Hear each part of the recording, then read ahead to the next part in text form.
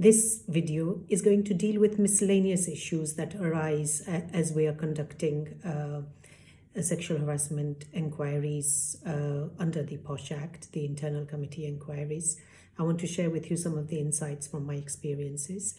One of the issues that often internal committees worry about is how to hear the evidence, how to weigh the evidence, and what if a false complaint is made.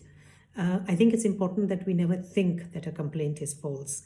We have to hear the evidence. The only time we can know whether the complaint is false is after we have heard all the evidence and there is evidence before us that somebody is deliberately planting evidence or, is trying to implicate someone by fabricating evidence.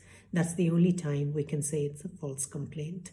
It is not a false complaint if somebody is unable to prove their case, right?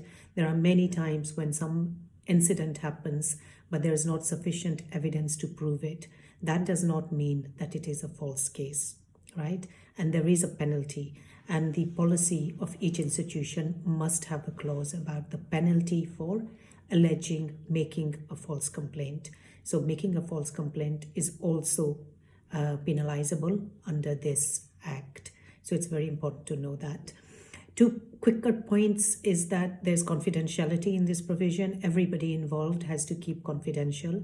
That can sometimes be difficult, particularly for respondent and complainant, because they have to find witnesses. So they obviously necessarily have to talk to their witnesses to get them to come and give evidence before the committee. So that is allowed. But, general gossip and talking about whatever the complaint is everywhere is not allowed in this act.